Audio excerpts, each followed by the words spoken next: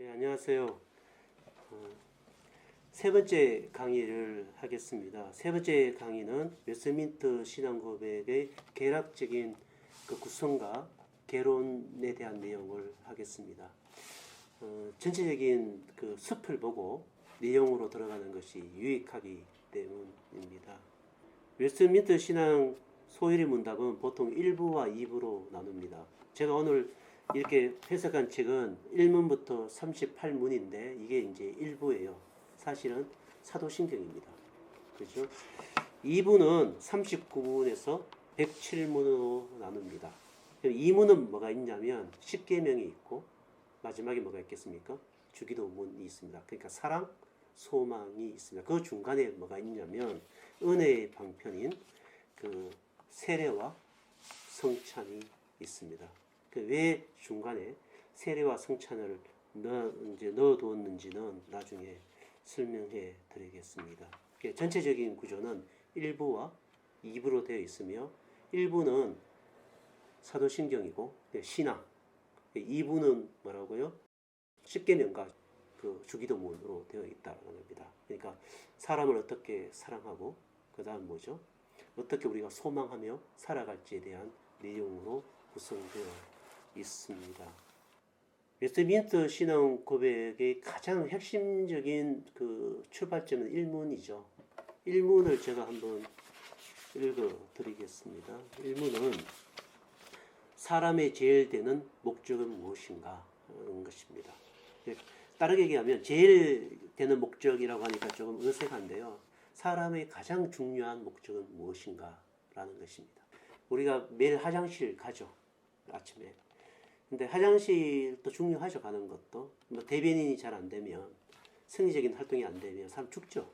그렇지만 그것이 사람의 제일 되는 가장 중요한 목적은 아니에요. 그러니까 사람의 제일 중요한 목적은 무엇이냐? 사람의 제일 되는 목적은, 가장 중요한 목적은 하나님을 영광스럽게 하며 그분을 영원토록 즐거워하는 것이다 라고 되어 있습니다. 그러니까 하나님 왜 사람을 창조했느냐?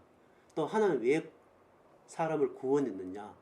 또 사람이 신앙한다는 목적이 뭐냐? 또 사람이 이웃을 사랑하는 목적은 뭐냐? 또 사람이 이 세상을 살아가면서 도대체 무엇을 소망하느냐? 라고 했을 때 딱 한 답이 뭡니까? 하나님을 영화롭게 하고 그분을 영원토록 즐거워하는 것이라는 것입니다. 그러니까 이 일문의 사람의 제일 되는 목적을 중심으로 모든 나머지 웨스트민스터 신앙 고백이 해석되어져 간다라는 것입니다. 그러니까 굉장히 중요하죠. 1문답을 저의 말로 이제 해석하면 인간의 행복은 무엇입니까? 인간의 제일 목적이 뭐죠? 행복이거든요.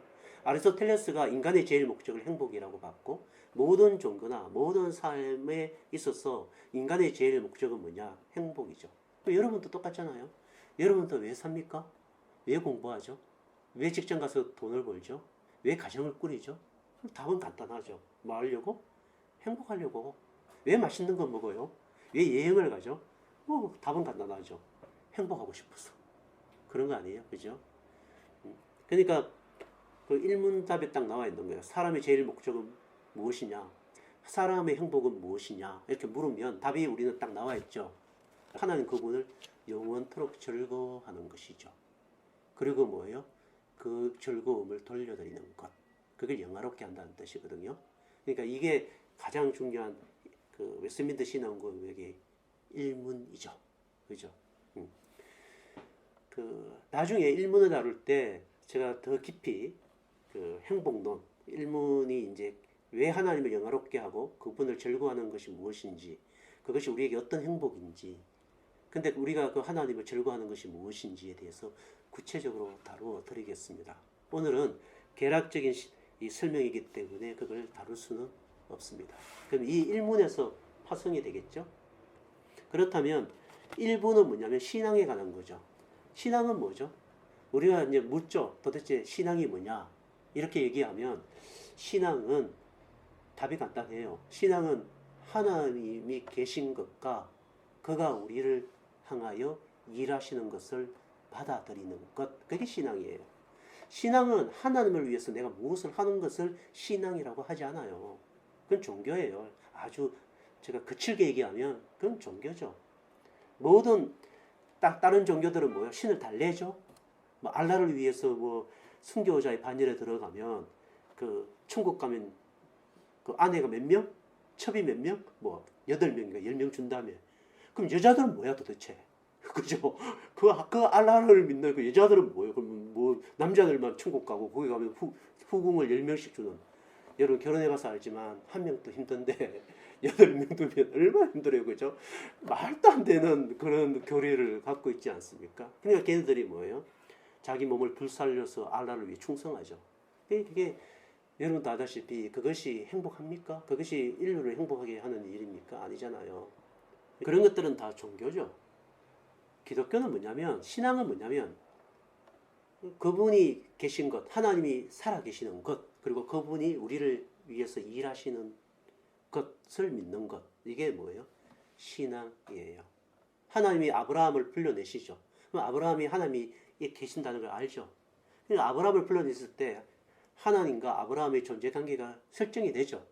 그러면 아브라함에게 명령하신 그 명령을 위해서 누가 일하시죠? 아들을 준다.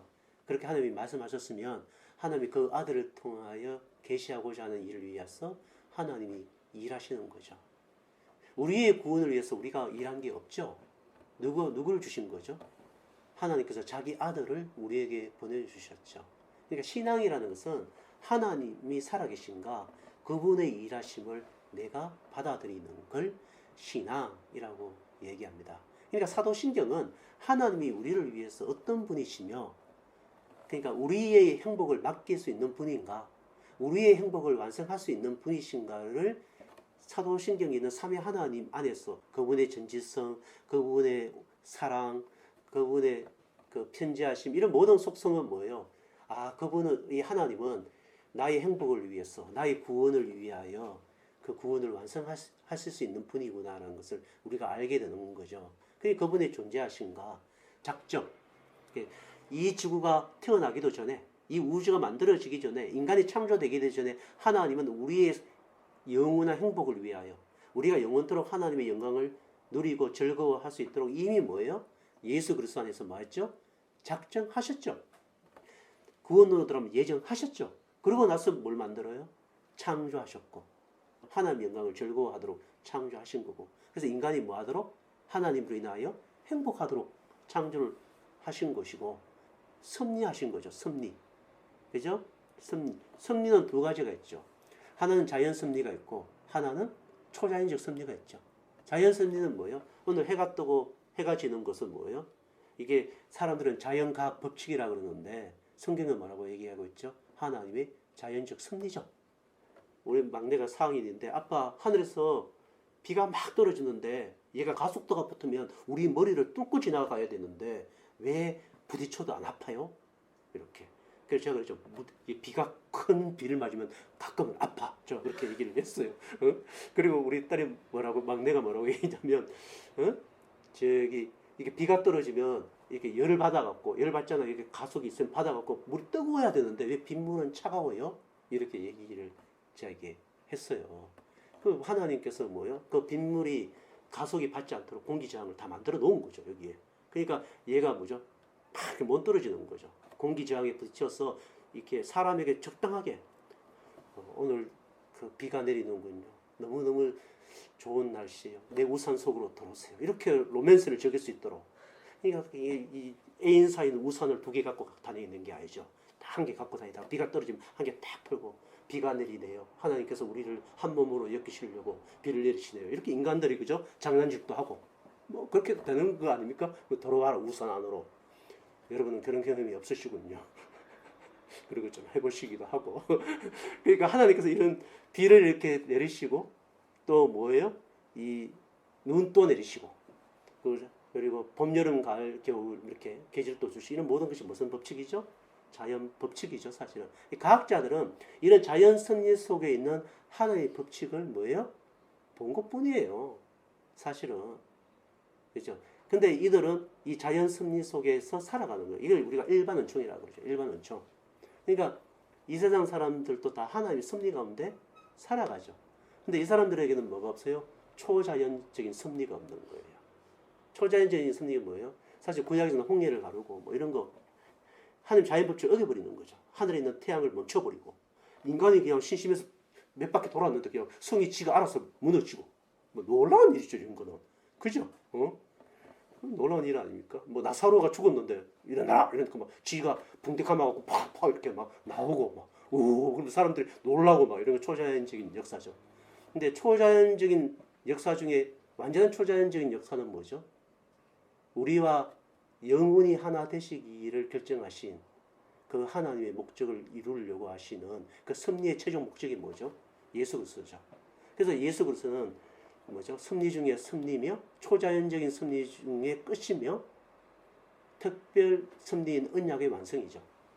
그죠? 그 얘기를 2문부터 이렇게 다뤄요. 2문부터 38문까지를 다뤄요. 그래서 그리스도께서 오시는 거죠. 우리를 위해서. 그러면 인간은 왜 불행해요? 인간은 왜 이렇게 불행한 일이 들어왔나요? 라고 물으면 성경에는 뭐 때문이다? 인간의 타락으로 인하여 불행이 들어왔다라고 분명히 밝히죠. 그러니까 인간이 사망에 빠지고 이런 바이러스에 감염되고 이런 모든 일들은 인간의 죄로 인한 타락으로 말미암아 이 우주 만물이 뭐가 된 거예요? 오염되고 그 죄책으로 죄의 값으로 뭐예요? 인간은 사망에 이르는 불행이 다가온 거죠. 그러면 이 불행을 극복하여 생명을 주고 하나님과 하나 되게 하셔서 인간을 행복하게 하시는 일을 누가 하시는 거예요? 하나님이 계속 하신다. 그게 뭐예요? 창조, 섭리죠. 그리고 구속이죠. 누굴 보내시는 거죠? 예수 그리스도가 오시고 그럼 누가 오신다? 성령이 오셔서 우리가 구원의 일들을 이루시도록 만드신다는 거예요.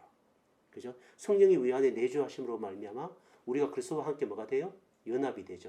그래서 우리가 그 구원의 길을 걸어갈 수 있도록 여러분이 아시는 칭의, 성화, 영화를 이루시도록 우리가 하는 게 아니고 누가 해요?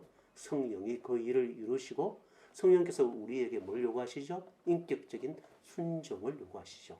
그리스도와 연합이 된 거죠. 연합, 유니온 위드 크라이스트. 그러니까 예수님의 운명과 우리의 운명이 별개의 운명이 아니라 유니온된 하나의 몸이 된 거죠. 그죠? 그 일을 누가 하셨어요? 예수님의 십자가와 성령의 내주하심으로 이루어졌다라는 것이 1문부터 38문에 나와 있는 내용이에요. 그래서 1문 다음에 2문, 3문은 이 행복에 대한 수단이 뭐냐? 말씀이라고 되어 있어요. 그 언약이에요. 나중에 또 다뤄들어요. 그 다음에 3문부터 19문은 뭐냐면 삼위 하나님을 배워요. 삼위 하나님의 존재 방식과 관계의 방식이 우리의 삶의 방식이고 그리고 삼위 하나님의 그 성품이나 그분의 속성들은 충분히 우리가 의뢰할 만한 분이다라는 걸 가르쳐주는 거예요. 우리의 행복을 위해 충분히 분명히 일하시는 분이 누구시다? 삼위 하나님이시다라는 걸 우리가 알게 되는 것이고 그분의 일하심이 뭐였죠? 작정, 창조, 섭리를 통하여 우리를 통하여 일하신다는 거예요. 누구를 내어주시기까지? 예수 그리스도를 내어주시고 성령을 내주시기까지 하나님이 뭘 하셨다?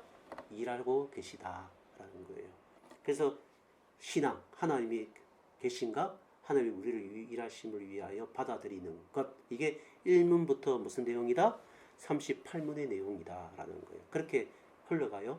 삼위 하나님, 그 다음에 창조, 섭리, 그 다음에 인간의 타락. 그러니까 인간의 타락을 먼저 다루는 게 아니고 뭐부터 다뤄요? 하나님이 어떤 일을 하시는가를 먼저 다뤄주죠. 왜요? 우리가 죄를 지어도 그 하나님이 일하신 가운데 우리의 죄가 극복이 된다는 거죠. 그리고 그 일을 위해서 누가 오셨다? 보시면 20문부터 28문은 그리스도의 구속사역, 성령이 우리 안에 들어와서 구원을 이루신다라는 것이 29문부터 38문이죠. 그럼 여기 이미 1부에서 우리의 행복을 위해서 누가 일하세요? 하나님이 일하시죠. 그죠? 제가 저희 딸을 만나는 순간 뭘 먹으러 갔다 그랬죠? 기억나세요? 낙지볶음. 저는 죽 먹으러 그랬는데 왜 그렇게 한다 그랬죠? 우리 딸을 행복하게 해주려고. 내가 일을 하는 거죠. 그죠? 이 비유가 적절한지는 모르지만 그게 이게 1부예요. 2부는 39문에서 107문인데 39문에서 84문은 뭐냐면 십계명이에요. 십계명. 뭔 얘기냐면 이 십계명 또 나중에 좀 더 다뤄줄 텐데요. 뭐 채테크, 미시파트 이게 있는데요. 하나님과 우리의 관계의 질서를 보통 채테크라고 해요. 채테크. 그러니까 하나님이 우리의 행복을 위해서 일하시잖아요. 그죠? 이 관계를 뭐라 그런다고요? 재테크의 관계 질서라고 해요. 근데 하나님과의 관계 질서 속에서 어떤 관계 질서가 행복한지를 인간이 배워요. 그죠? 그러면 하나님의 영광을 맛보고 즐거워하고 하나님의 영광을 누린 사람은 그 영광이 너무 좋기 때문에 다른 사람에게 그 영광을 주려고 하겠죠. 그걸 뭐라 그래요? 미시파트라 그래요. 십계명은 뭐냐? 인간과 사물에 대한 뭐죠? 새로운 관계 질서인 미시파트예요. 응? 예를 들어 이런 거죠. 제가 어디 가서 굉장히 맛있는 걸 먹어요. 예를 들어서 서울에 누가 손님이 초청하거나 제가 어디에서 초청하면 맛있는 걸 먹으면 저는 누가 생각이 날까요? 여러분 모르시군요. 저는 저희 아내가 생각이 납니다. 저희 아내 이름은 강현정입니다. 현정아 보고 있나? 하여튼 저는 강현정이가 생각이 납니다. 그러면 집에 가서 그래요. 여보 그게 진짜 맛있는 데가 있더라. 우리 내일 가자. 그 데려가죠. 그죠? 그거 내만 먹어야지. 난 혼자만 알 거야. 이러지 않죠. 그건 너무 맛있어요. 뭐요? 가고 여보 그 정말 맛있더라. 애들 보고도 야 맛있다. 아빠가 사줄게. 가자. 내 돈 들였어. 내가 운전해서 가는 거죠. 그죠? 그래서 아내가 막 먹으면 이렇게 먹을 때 이거 맛있지? 진짜 맛있지? 이럴 때 아내가 별론데 이러면 기분 나쁘죠. 근데 아내가 여보 고마워요. 맛있어요. 그럼 나도 뭐예요? 행복하죠. 그죠? 그와 똑같은 거예요. 우리가 하나님의 그 탁월하심을 누리게 되고 그 영광의 기쁨을 누리게 되는 순간 이 기쁨을 뭐예요? 누군가에게 주고 싶어요. 우물가 여인처럼 예수님의 제자들처럼 바울처럼 뛰쳐나고 싶은 거예요. 그것이 십계명이에요. 그것이 뭐예요? 이웃 사랑이라는 거예요. 그러니까 이웃 사랑은 하나님 삼위 하나님과의 관계의 질서를 누구에게 만들어내는 거예요? 이웃에게 만들어내는 것을 뭐라 그런다? 십계명이라 그래요. 그럴 때 비로소 인간은 사람과의 관계 속에서 사물의 관계 속에서 또 경제 정치 이런 관계 속에서 행복할 수 있다는 거예요. 왜요? 삼위 하나님의 영광의 행복이 어디로 전이되는 거예요? 사람과 사람의 관계 속에서.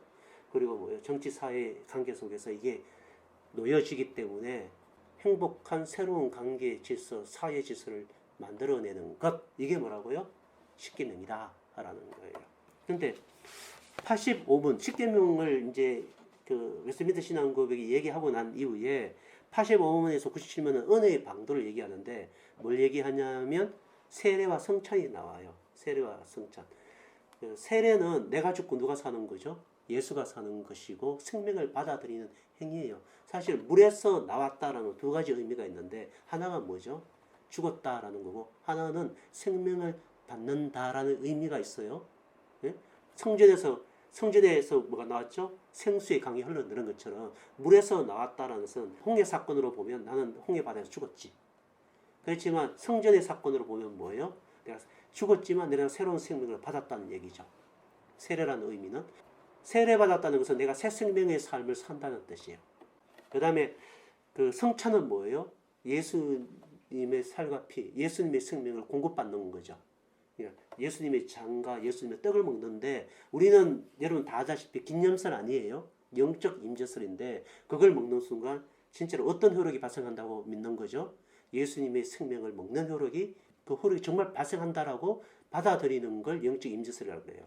이게 왜 이게 십계명 뒤에 나오냐면 십계명의 그 미시파트 새로운 관계 질서를 할 수 있는 힘이 내게는 없다는 거예요. 사실은 누구께 있다는 거예요?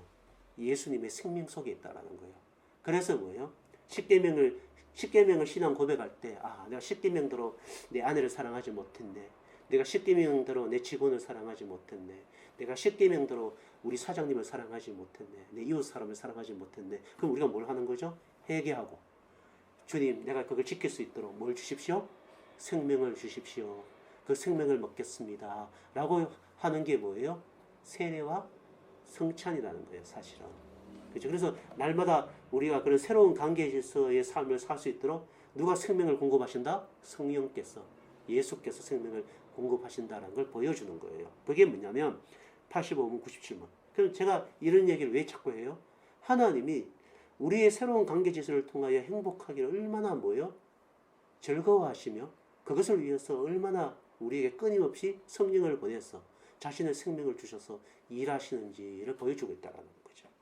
마지막은 98문에서 107문인데 뭐라 그랬죠? 주기도문, 소망이에요. 소망. 인간은 타락하고 난 이후에 뭐로 살죠? 욕망으로 살죠. 욕망은 어떤 현상이 일어나죠? 끝내는 이웃을 파괴하고 궁극적으로 누구를 파괴해요? 자기 자신을 파괴합니다. 근데 우리 인간은 타락하고 난 이후에 다 소망을 가진 게 아니고 뭘 가졌을까요? 욕망을 가졌죠. 근데 성령이 들어오시면 우리에게 이 욕망이 뭐로 바뀌게 되나요? 소망으로 바뀌게 됩니다. 그래서 우리에게 어떤 일을 만나거나 어떤 사건을 만나거나 어떤 새로운 일을 하거나 새로운 어떤 일들이 우리 안에 들어올 때 하나님은 우리에게 날마다 뭘 유발시킨다고요? 소망을 유발시켜서 소망을 유발시키면 누구를 즐거워하게 돼요? 하나님을 즐거워하게 되겠습니다. 왜요? 그 소망의 궁극적인 목적은 누구예요? 하나님을 즐거워하는 거예요. 그 속에서. 선교를 우리가 하는 이유는 뭐예요? 그 선교를 하게 될 때 누구를 누리게 되죠? 하나님을 누리게 되는 거예요. 그래서 그 영광스러운 하나님을 누리게 되는 일들이 소망을 통해서 이렇게 나타나는 거죠. 나라와 영광이 영원히 그분께 있사옵나이다 라고 우리가 주기도문에서 고백을 하죠. 그분을 즐거워한다는 거예요, 사실은. 그래서 끊임없이 우리가 이 땅을 살아갈 때 우리의 모든 만나는 사건과 대상과 사람을 욕망으로 대하지 않고 소망으로 대하게 될 때 뭐 하게 된다는 거예요. 그도 행복하고 나도 행복하고 누구도 행복해요? 하나님도 행복하게 되는 삼위일체의 우리가 들어간 사람이 들어간 더 큰 뭐가 되는 거죠? 삼위일체의 공동체, 삼위일체의 언약의 우리가 되는 새로운 하나님의 나라, 이것이 이루어지는 행복을 우리가 누릴 수 있다라는 것이 마지막 98문부터 107문의 주기도문 속에서 나온다라는 거죠. 그러니까 웨스트민스터 신앙 고백은 이게 딱 결론이 잡히죠. 1문에 있는 행복의 그 데피니션, 행복이 무엇이다 라는 걸 딱 정해놓고 그 행복을 위해서 하나님이 어떻게 일하시고 계시고 하나님이 어떻게 이 세상을 경영하고 계시며 그리고 우리는 그 행복의 관점 속에서 어떻게 이웃을 사랑하고 그리고 내 인생을 어떤 소망을 갖고 살아갈지에 대한 명확한 답을 주는 것이 뭐다?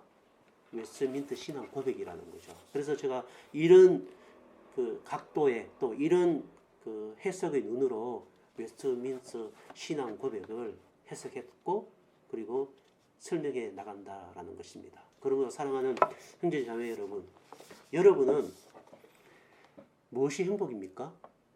그리고 여러분이 그 일을 하는 것은 행복을 위한 일인데 그 일을 어떤 식으로 하는 것이 정말 행복을 갖는 일이 될까요? 라는 것을 여러분이 알고 싶으면 뭘 공부해야 된다고요? 웨스트민스터 신앙 고백을 해야 됩니다. 내 자녀를 행복한 아이로 키우고 싶으면 어떻게 해야 되는 거예요? 웨스트민스터 신앙 공부해야 되는 거예요. 그 우리 아이가 돈 많이 벌고 출세하는 아이가 아니라 행복한 아이로 양육하려면 부모가 뭘 공부해야 되는 거죠? 웨스트민스터 신앙 고백 공부해서 그 웨스트민스터 신앙 고백에 따라서 양육을 해야 되고 아이에게도 너는 이렇게 행복했으면 좋겠다라고 가르쳐야 되는 거예요. 그죠? 내가 나의 직장 동료를 행복하게 하려면 어떻게 해야 되는 거예요? 웨스트민스터 신앙 고백의 가치로 직장 동료를 대해주는 거죠. 그래서 이 신앙 고백을 우리가 다 알면 뭐예요? 아, 내가 생각해 보는 거죠. 내가 이런 신앙 고백으로 살았나? 살지 못했으면 어떻게 하는 거예요? 회개하고 하나님께 성령을 기름 부으심을 통하여 생명을 요청하는 거죠. 그래서 이 웨스트민스터 신앙 고백을 더 심플하게 만들어 놓은 게 뭐라고요? 사도신경, 주기도, 십계명이에요. 그래서 원래는 예배 가운데 세 가지 신앙 고백을 해야 돼요. 십계명도 고백해야 되고 사도신경도 고백해야 되고 주기도문도 고백하도록 공예배 때 돼 있어요. 그러니까 주기도문 고백할 때는 내가 뭘 생각하는 거예요? 내가 지금 이렇게 돈 버는 게 하나님의 소망에 따라 돈을 버는 건가? 내 욕망 때문에 돈을 버는 건가? 내가 이 사업을 하는 게 하나님의 소망 때문에 이 사업을 하는 건가? 내 욕망 때문에 이걸 하는 건가? 이게 주기도문을 잘 이해하면 고백하는 가운데 자기가 알 거 아니에요. 그죠? 그럼 뭐 해야 돼? 하나님 앞에 제의 고백. 그래서 예배 중에는 신앙 고백하고 뭐가 있어야 돼요? 그 다음에 제의 고백.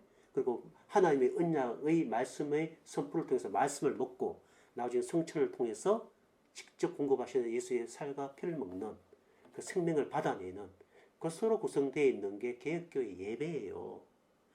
그러니까 웨스트민스터 신앙 고백을 모르니까 개혁교회 예배가 없어져 버렸어요. 아주 심플하게 얘기하면 그냥 뭐 해? 한 30분 찬양하다가 기도하고 그냥 목사님 나와서 설교하고 그냥 춥다고 맞춰요. 그럼 여러분 생각해보세요. 그게 뭐 우리가 보통 현대적 예배라고 얘기하는데 뭐 전 나쁘다는 얘기 아니에요. 뭐 그렇게 드릴 수 있죠. 그렇지만 그렇게 드리더라도 우리가 웨스트민스터 신앙 고백 안에서 드리는 예배가 무엇이고 우리의 그 예배가 뭐로 이어져 가야 되는 거예요? 삶으로 이어져 가야 되잖아요. 그러면 신앙 고백을 통하여 내 삶을 다시 하나님 앞에 묵상하고 그렇게 뭐 십계명을 묵상할 때는 뭐예요? 내가 아내를 어떻게 사랑했는가를 생각하는 거죠. 그리고 내 이웃을 어떻게 사랑했는가를 생각하는 거죠. 동물을 어떻게 사랑했는가를 생각하고 재물을 어떻게 관리했는가를 십계명을 통해서 생각하는 거 아니에요? 그러면 내가 그 사랑이 진짜 성경에서 말하는 행복을 위한 사랑이 아니었다는 것을 알게 되면 죄를 고백하고 또 하나님의 말씀을 먹고 말씀의 선포를 통해서 언약을 받아내고 그리고 그 언약을 이루신 예수의 생명을 받아내는 그 서로 예배가 사실 만들어져 있는 거예요. 그러니까 왜 개혁교회 예배가 그렇게 구성되었는가? 이런 신앙 고백 때문에 그렇게 구성되어 있는 거예요. 그 얘기는 이런 웨스트민스터 소위의 문답을 하나하나 배워가면서 우리의 삶의 가치, 삶의 목적, 우리의 행복의 가치를 이렇게 중심에 잡아내는 일이 되게 중요하다는 것입니다. 제가 간단하게 짧게 웨스트민스터 신앙 고백이 어떻게 구성되어 있는지 개론적인 얘기를 오늘 여러분과 함께 나누었습니다. 들어주셔서 진심으로 감사드립니다.